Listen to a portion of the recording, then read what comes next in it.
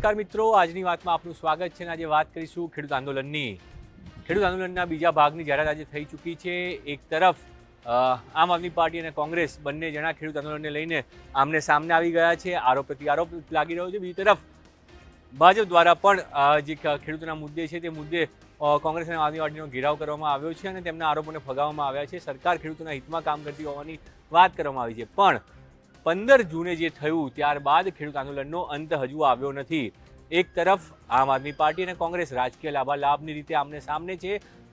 આપ દ્વારા કોંગ્રેસ પર આરોપ લગાવવામાં આવે છે, કોંગ્રેસ આમ આદમી પાર્ટી આરોપ પર લગાવી રહી છે. જે રીતે આમ આદમી પાર્ટીના ચહેરા તરીકે ત્યાંના જે મોરબીના શહેર અધ્યક્ષ હતા, એમણે જે રીતે કિસાન આંદોલનની અંદર ખેડૂત આંદોલનની અંદર રોકવાનો પ્રયાસ કર્યો અને તેને ડાયવર્ટ કરવાનો પ્રયાસ કર્યો મુદ્દાને, અને ગાંધીનગર કૂચની વાત કરવામાં આવી, જે મુદ્દાઓ આરોપો લગાવવામાં આવ્યા કોંગ્રેસ દ્વારા.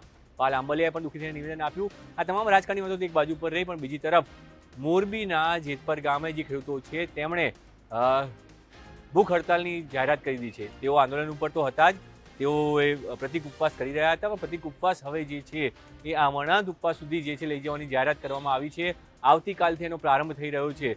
ગુરુવારથી સાધુ સંતોની હાજરીમાં, લોકોની હાજરીમાં મોરબીના જેતપર ગામે ખેડૂતો જે છે તેઓ અન્નજળનો ત્યાગ કરવાના છે અને આ અમરનાથ ઉપવાસ કરશે.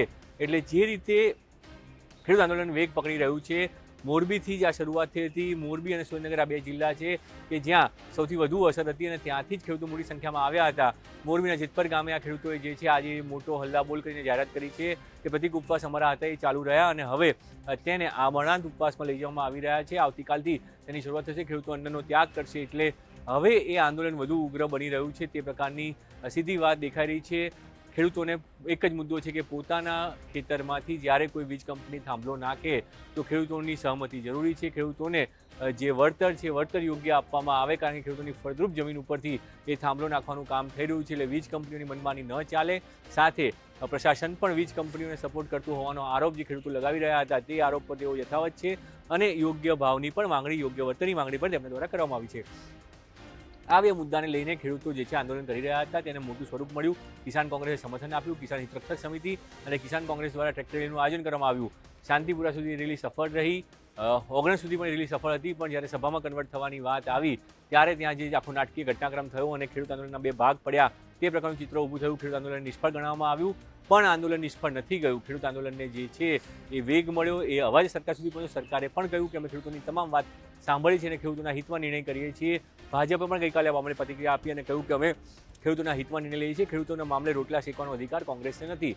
આ પ્રકારની તમામ વાતો કરવામાં આવી. આ તો રાજકીય ટિપ્પણીઓ થઈ, પણ હવે આજે ફરી એકવાર કિસાન કોંગ્રેસ દ્વારા જાહેરાત કરવામાં આવી છે કે 30 જૂને ચક્કાજામનું આયોજન કરવામાં આવ્યું છે. અલગ અલગ જિલ્લાઓની અંદર કાર્યક્રમ આપવામાં આવશે, એનો રોડમેપ નક્કી કરવામાં આવશે. આજે કિસાન કોંગ્રેસની જે પ્રેસ કોન્ફરન્સ થઈ તેની અંદર પાલ આંબલિયા, લાલજી દેસાઈ અને કિસાન કોંગ્રેસના પ્રમુખ જયેશ પટેલ ત્રણેય જણાએ જે છે મુખ્ય મુદ્દા ઉપર વાત કરી કે કેવી રીતે ખેડૂત આંદોલનને હાઇજેક કરવાનું કામ જે છે તે કરવામાં આવ્યું. આમ આદમી પાર્ટીએ ખેડૂત આંદોલનને ડાયવર્ટ કર્યો. જે મુદ્દો હતો ખેડૂતોના હિતની વાત હતી એ મુદ્દાને ડાયવર્ટ કરી અને જે રીતે તેની અંદર ભાગલા પડાવવાની કોશિશ કરવામાં આવી, આમ આદમી પાર્ટીએ રાજનીતિ કરી. આ તમામ મુદ્દાઓ ઉપર કોંગ્રેસે સવાલ ઉઠાવ્યા. કિસાન કોંગ્રેસે કહ્યું કે અમે તો પહેલેથી કિસાન કોંગ્રેસના નીચે હેઠળ આંદોલનની જાહેરાત કરી હતી. ટ્રેક્ટર રેલી પણ કિસાન કોંગ્રેસ અને કિસાન હિતરક્ષક સમિતિના નીચે હેઠળ હતી. તો પછી આમ આદમી પાર્ટીએ નાટક કરવાની શું જરૂર હતી? અને તેની અંદર બચાવ એ રીતે કરવામાં આવ્યો. પાલ આંબલિયા અને લાલજી દેસાઈએ સ્પષ્ટપણે કહ્યું કે જેલમાં જવું પડે તો અમે જઈશું, પણ ખેડૂતોને જેલમાં નહીં જવા દઈએ. એટલે તે પ્રકારની રણનીતિ સાથે કિસાન કોંગ્રેસ કામ કરી રહી છે. તેમણે સ્પષ્ટ કહ્યું કે આમ આદમી પાર્ટી એ હુડદંગ મચાવવા માંગતી હતી. હુડદંગ મચાવી અને ત્યાં એ પ્રકારનું પોલીસે લાઠીચાર્જ કરવો પડે, ખેડૂતોને જેલમાં જવું પડે, તે પ્રકારનું સુધી નિર્માણ ન થાય અને એટલા માટે આ પ્રકારની રણનીતિ કોંગ્રેસ દ્વારા ઘડવામાં આવી હતી. હવે કિસાન કોંગ્રેસે નવી રણનીતિ બનાવી છે. 15 જૂનનો કાર્યક્રમ ફ્લોપ નહોતો રહ્યો, તેમના દાવા પ્રમાણે કાર્યક્રમ સફળ રહ્યો અને હવે એને એક સ્ટેપ આગળ વધારવાનો છે. 30 જૂને પોતાના જિલ્લામાં જ ખેડૂતો જે છે તે ચક્કાજામ કરશે. જ્યાં તેના કાર્યક્રમ સ્થળો હવે નક્કી કરવામાં આવશે, પણ રણનીતિ બનાવવામાં આવી છે કે ખેડૂતોના મુદ્દા ઉપર સરકારને ઘેરવામાં આવે, આક્રમકતાથી આ લડાઈ છેલ્લે સુધી લડવામાં આવે. જ્યાં સુધી સરકાર માને નહીં, સરકાર દ્વારા કોઈ જાહેરાત ન થાય ત્યાં સુધી જે છે આ લડત ચાલુ રાખવાની વાત કિસાન કોંગ્રેસ દ્વારા કરવામાં આવી છે. અને હવે જે ચક્કાજામનો કાર્યક્રમ આપવામાં આવ્યો છે એ કિસાન કોંગ્રેસના નેજા હેઠળ આપવામાં આવ્યો છે. તેમાં કોઈ બાદ રાખવામાં આવ્યો નથી. હવે કોઈ કિસાન હિતરક્ષક સમિતિની વાત પણ નથી કરી. સીધું કહેવામાં આવ્યું છે કે કિસાન કોંગ્રેસ સાથે મળી અને ખેડૂતોની સાથે ચક્કાજામ કરશે. જે તે વિસ્તારમાં જ્યાં ખેડૂતોના પ્રશ્નો છે એ તમામ જગ્યાઓ પર ચક્કાજામ કરવામાં આવશે, રસ્તા રોકો આંદોલન કરવામાં આવશે, જેથી કરીને સરકાર સુધી અને લોકો સુધી ખેડૂતોની વાત પહોંચે અને ખેડૂતોને યોગ્ય ન્યાય મળે તે માટેની વાત કરવામાં આવી છે. કોંગ્રેસ હવે ખેડૂતોના મામલે કોઈ પણ વસ્તુ મૂકવા નથી માગતી. જો કે જ્યારે 15 જૂને આંદોલન થયું ત્યારે કે કોંગ્રેસ દ્વારા કહેવામાં આવ્યું હતું કે અમે આ રાજકીય આંદોલન નથી કરી રહ્યા, ખેડૂતોના પ્રશ્ન માટે આંદોલન કરી રહ્યા છીએ અને એટલા માટે જ ખેડૂતોના મુદ્દા ઉપર વાત કરીએ છીએ, ખેડૂતોને કેવી રીતે આગળ લઈ જવા, ખેડૂતોની સાથે કેવી રીતે રહેવું અને ખેડૂતો ક્યાંય પણ સરકારી દમનનો ભોગ ન બને તે માટેનો પ્રયાસ કરવો, તેવી વાત કોંગ્રેસ નેતાઓ દ્વારા કરવામાં આવી. અને પછી જ્યારે રેલી ત્યાં પહોંચી ઓગણજમાં અને ઓગણજમાં સભા થવાની હતી તેની પહેલાં ત્યાં જે રાજકીય નાટક થયું એ નાટકે તમામ રીતે ખેડૂતોને જે છે એ પાછા વળવું પડ્યું. સરકારે ખેડૂતોને પાછા વળાવ્યા, પોલીસે તમામ ખેડૂતોને ત્યાંથી પાછા વાળ્યા અને ત્યાં વિવાદ થતો અટક્યો હતો. પણ હવે એક તરફ મોરબીના જેતપર ગામમાં ખેડૂતો આમરણાંત ઉપવાસની ચીમકી ઉચ્ચારી છે, આવતીકાલે તેની શરૂઆત થઈ રહી છે. બીજી તરફ 30 જૂને જે છે તે જાહેરાત કરવામાં આવી છે કે ચક્કાજામની જાહેરાત કિસાન કોંગ્રેસ દ્વારા કરવામાં આવી છે. એટલે એક જ જગ્યા નહીં પણ અલગ અલગ જિલ્લાઓમાં અલગ અલગ સ્થળે આ ચક્કાજામ કરવામાં આવશે. ખેડૂતો પોતાની વાત સરકાર સુધી પહોંચાડવા માગે છે. સરકાર જ્યાં સુધી આ મામલા ઉપર કોઈ નિર્ણય નહીં લાવે અથવા ખેડૂતોને મળશે નહીં ત્યાં સુધી આ પ્રકારના આંદોલનની ચીમકી આપવામાં આવી છે.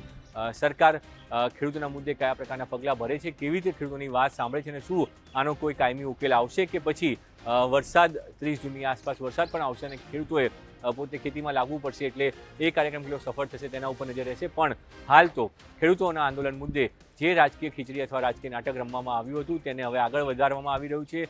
નાટકને બાજુ પર મૂકી કિસાન કોંગ્રેસ પોતે રાજકીય રીતે ખેડૂતોના ચક્કાજામની વાત કરી રહી છે. બીજી તરફ મોરબીના જેતપુરમાં જે ખેડૂતો હતા જેતપરમાં તે ખેડૂતો આજે પણ એ જ વાત કહી રહ્યા છે કે અમને ન્યાય મળે, અમને યોગ્ય વળતર મળે અને યોગ્ય વળતર નહીં મળે તો અમે આમરણાંત ઉપવાસ કરીશું. એટલે આમરણાંત ઉપવાસની શરૂઆત થઈ રહી છે. તો આવા સંજોગોમાં સરકાર હવે કેવી રીતે ડેમેજ કંટ્રોલ કરે છે અને કેવી રીતે ખેડૂતોને મનાવે છે તે જોવાનું રહેશે. આજની વાતમાં અત્યારે બસ આટલું જ. સમાચાર જોતા રહો ગુજરાત તક.